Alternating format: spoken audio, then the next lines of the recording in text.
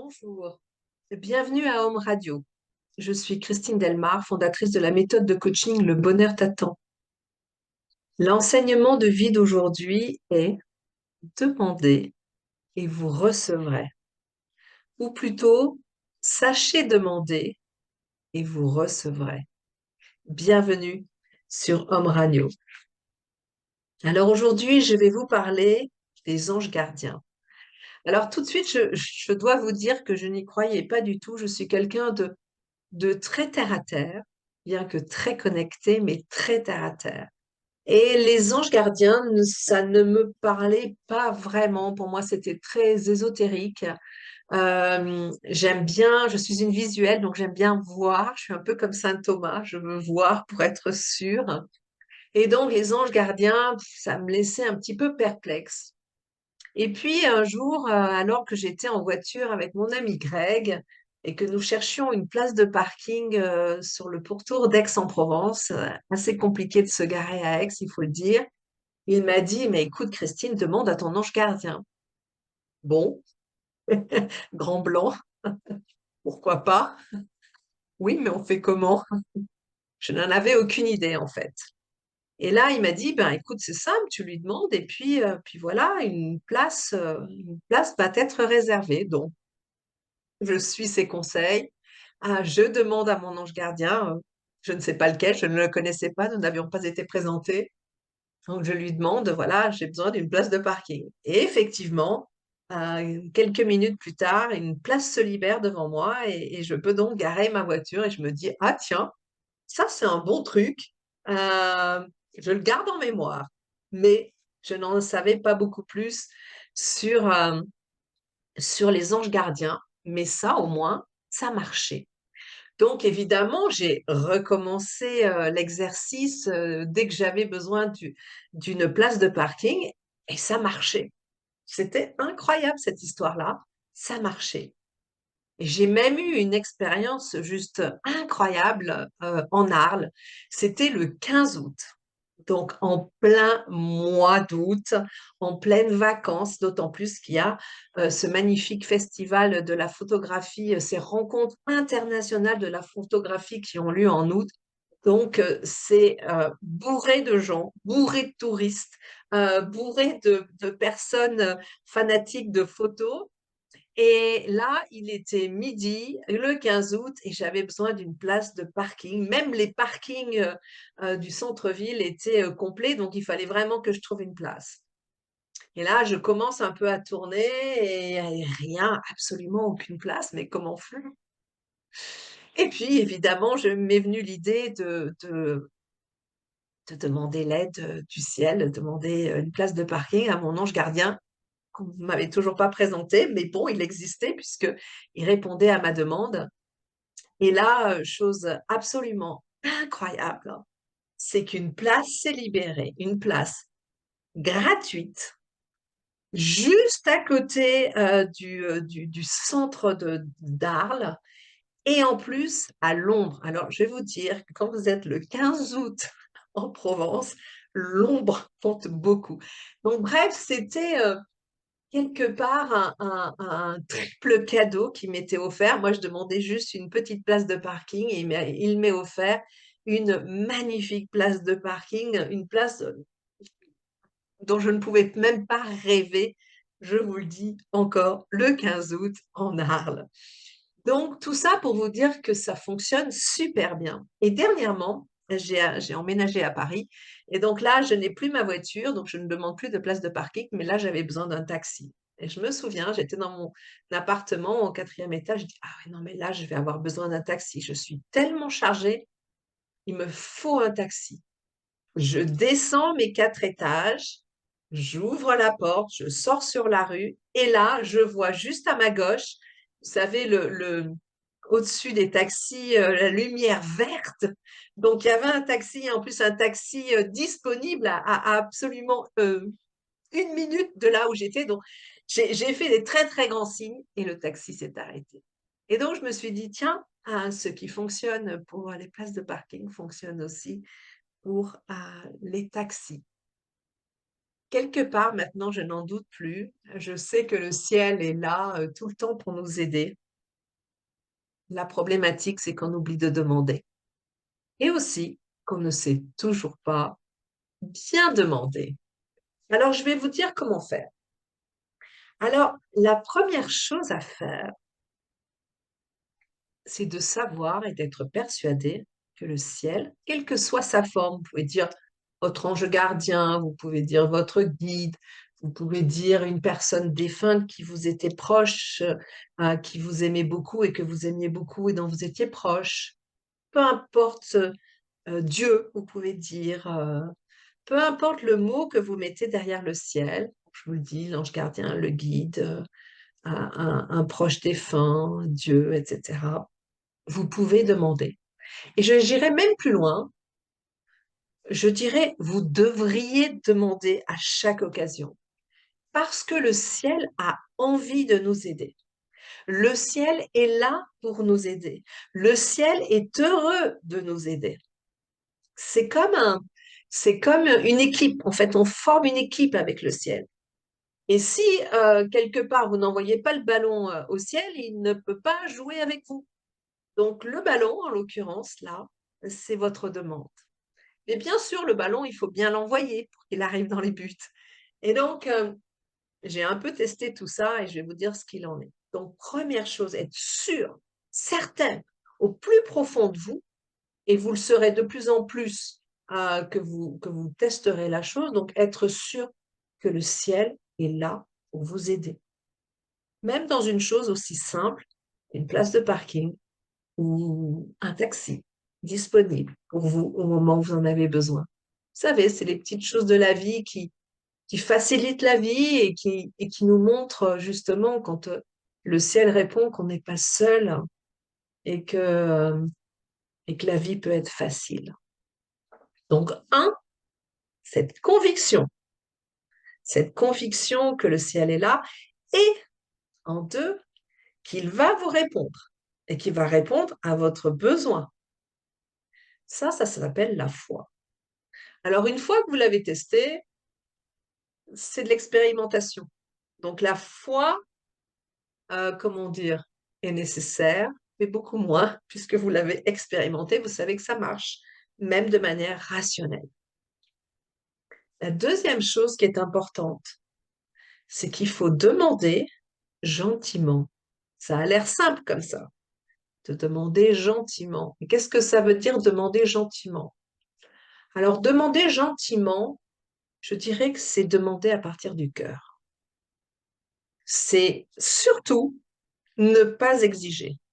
On n'exige rien avec le ciel. On demande gentiment, humblement, j'allais presque dire amoureusement, parce que c'est une relation d'amour entre soi et le ciel. Donc pourquoi est-ce que le ciel ne voudrait pas répondre aussi amoureusement à votre besoin présent? Donc demander gentiment, je le redis, c'est demander avec le cœur, tout simplement. J'ai besoin d'une place de parking, s'il te plaît, aide-moi à trouver une place de parking. Alors, je veux dire que parfois, il est nécessaire de laisser au ciel, à votre ange gardien, à la vie, peu importe comment vous l'appelez, le temps de mettre en place comment dire, la situation que vous demandez. Donc, parfois, quand vous faites votre demande, il faut laisser quelques minutes pour que, comme par hasard, quelqu'un s'en aille et libère une place. Que, comme par hasard, un taxi arrive. Donc, il est préférable de demander toujours un petit peu à l'avance, pas au dernier moment. Ou alors, il faut faire un tour de pâté, un deuxième tour de pâté, un troisième tour de pâté de maison pour laisser le temps à la vie de se mettre en place pour vous faciliter votre propre vie à vous.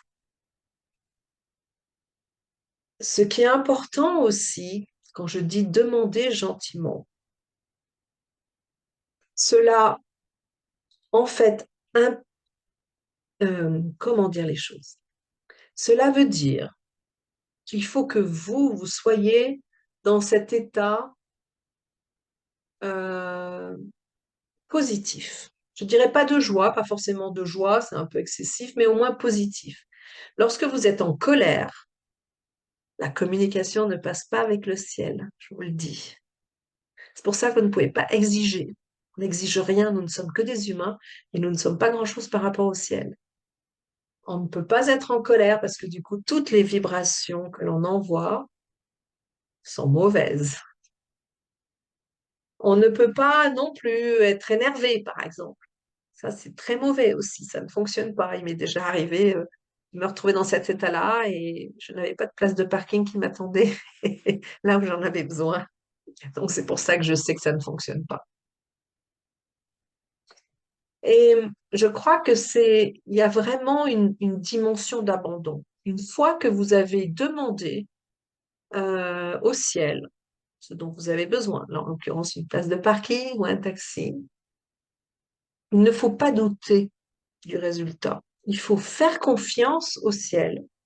Il faut vous abandonner au ciel, avoir pleinement confiance que le résultat va arriver. Parce que si vous doutez, vous mettez comme de la friture sur la ligne et du coup, vous risquez de ne pas avoir votre place de parking pour votre taxi. Et là, ce sont deux exemples, mais on pourrait en citer bien d'autres. Donc, c'est important, vous voyez, d'être conscient de son état d'être. Dans quel état émotionnel je suis, comment est-ce que je me sens à l'instant T pour faire ma demande. Si vous êtes en colère, il faut d'abord gérer votre colère. Si vous êtes énervé, il faut d'abord vous calmer. Si vous êtes désespéré ou en train de vous plaindre, de râler contre la vie, il faut d'abord aussi changer de mode de fonctionnement. Revenir à votre joie intérieure, revenir à votre confiance, revenir à la foi pour obtenir ce que vous demandez. Très, très important. Et donc, quand je parle d'abandon, de s'abandonner au ciel, c'est qu'il faut lui laisser faire son travail. Comme je vous l'ai dit, on est une équipe. Donc, vous lui avez envoyé le ballon, il faut bien qu'il vous le renvoie. Donc, il faut lui laisser le temps de le renvoyer aussi et le laisser faire. Vous pouvez pas juste, quand vous l'avez envoyé, exiger absolument que ça arrive tout de suite. Et comment ça se fait? Bon, il faut être un petit peu patiente. La patience est une grande vertu. Et laisser faire le temps, la vie, pour qu'elle vous offre ce dont vous avez besoin. Et la dernière chose très importante, c'est de remercier. Remercier à chaque fois que le ciel vous offre, vous accorde ce que vous désirez. Très important. Et c'est pas juste un mot, vous voyez, c'est pas un merci que l'on dit poliment. On nous a beaucoup appris à être poli, mais pas forcément sincère. C'est un merci du cœur. Merci de m'avoir entendu. Merci de m'avoir accordé ce dont j'avais besoin. Merci d'être là pour moi. Merci de votre amour. Merci de votre témoignage d'amour pour moi. C'est ça qu'il y a derrière, cette gratitude que l'on doit avoir et que j'ai et qui m'apporte beaucoup de bonheur. Parce qu'en plus, être reconnaissant, c'est prendre pleinement conscience de tous les bienfaits qui vous sont offerts. Euh, Ce sont en fait des milliers de cadeaux quotidiens, on n'en a pas toujours conscience, mais quand on commence à élever sa conscience, justement, on se rend compte de toutes les bénédictions que l'on reçoit, de tous les cadeaux de la vie, dans ces cas-là, la vie devient vraiment magique. Alors là, je vous ai parlé des places de parking et des taxis. C'est un moyen très terre à terre de tester ce lien avec le ciel. Mais bien sûr, cette idée de demander et vous recevrez, c'est écrit dans la Bible. Donc, c'est une autorisation à le faire, même une invitation à le faire.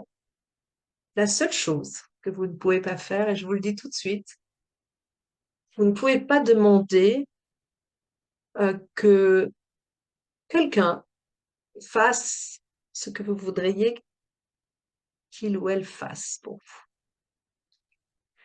Par exemple, si vous désirez, je vais donner un exemple, si vous désirez vous mettre en ménage avec un homme, mais qu'il est en train d'hésiter, par exemple, ou qu'il a ses propres difficultés, ou peu importe, ça, vous ne pouvez pas. Vous ne pouvez pas demander au ciel qu'il impose à cet homme de venir vivre avec vous. La base, c'est la liberté de chacun, de chacune. Donc, vous pouvez demander quelque chose qui est bien pour vous, mais quelque chose qui ne met pas en ligne de compte quelqu'un d'autre. Donc, ce n'est pas non plus moi plutôt qu'un autre. Faites que cette place de parking me revienne à moi et pas à l'autre. Non, ça, c'est pas juste du tout. C'est juste demander que la vie vous facilite la vie quotidienne, concrète que nous vivons sur Terre, la vie avec un grand V, le ciel, euh, est là pour nous aider, mais chacun de nous, en fait, on a chacun, chacune le, la chance d'avoir j'allais presque dire une aussi, ange gardienne, parce qu'en fait, il n'y a pas de sexe, euh, qui est là pour nous protéger, pour nous aider, pour nous accompagner, pour nous guider, et faire des tas d'autres choses. Je vous en parlerai prochainement avec nous. Et, et rien que de dire tout ça, en fait, ça me crée énormément de chaleur dans la poitrine et dans le cœur. Euh, parce qu'il y a beaucoup d'amour entre le ciel et nous quand on s'ouvre à cet amour-là. Et ça devient, comment dire, une réalité du quotidien, une merveille de la vie. Et vraiment, je vous souhaite à chacun de vous, à chacune de vous, de vous ouvrir à cette dimension-là.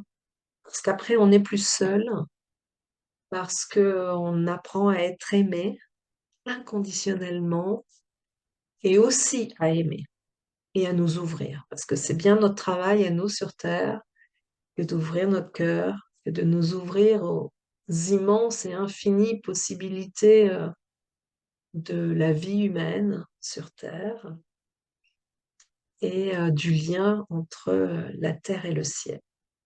Voilà, je vous souhaite une bonne journée et je vous dis à très bientôt pour une nouvelle discussion sur le monde de l'invisible. À très bientôt. Au revoir.